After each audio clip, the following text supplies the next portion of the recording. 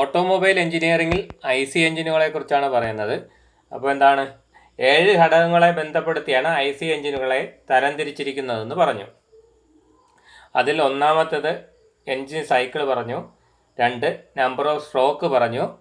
ഇനി മൂന്നാമതായി വരുന്നതാണ് ഇന്ധന ഉപയോഗം.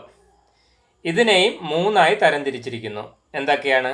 1 പെട്രോൾ എഞ്ചിനുകൾ, 2 ഡീസൽ എഞ്ചിനുകൾ, 3 ഗ്യാസ് എഞ്ചിനുകൾ അല്ലെങ്കിൽ എന്താണ് LPG എഞ്ചിൻസ്. അപ്പോൾ എന്താണ് ഇന്ധന ഉപയോഗത്തിനെ അടിസ്ഥാനപ്പെടുത്തി ഇതിനെയും 3ആയി തരംതിരിച്ചിരിക്കുന്നു. പെട്രോൾ എഞ്ചിനുകൾ, ഡീസൽ എഞ്ചിനുകൾ, ഗ്യാസ് എഞ്ചിനുകൾ. ഇനി അടുത്തതായി വരുന്നതാണ് നാലാമത്തത് ടൈപ്പ് ഓഫ് ഇഗ്നീഷൻ. ഇതിനെ 2ആയി തരംതിരിച്ചിരിക്കുന്നു.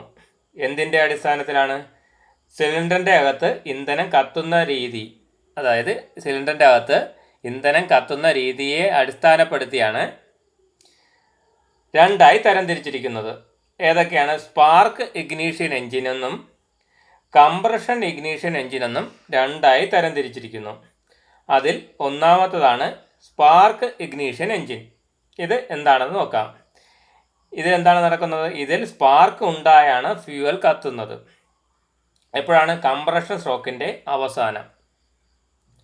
ഇതിന് ഉദാഹരണമാണ് പെട്രോൾ എഞ്ചിൻ. അടുത്തതായി വരുന്നതാണ് കംപ്രഷൻ ഇഗ്നീഷൻ എഞ്ചിൻ.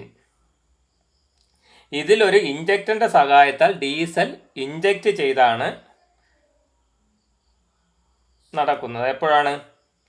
കംപ്രഷൻ സ്ട്രോക്കിൻ്റെ അവസാനം ഉന്നത മർദ്ദത്തിലും ഊഷ്മാവിലുമുള്ള കംപ്രസ്ഡ് എയറിലേക്ക് ഡീസൽ ഇഞ്ചക്റ്റ് ചെയ്താണ് ഇതിൻ്റെ പ്രവർത്തനം.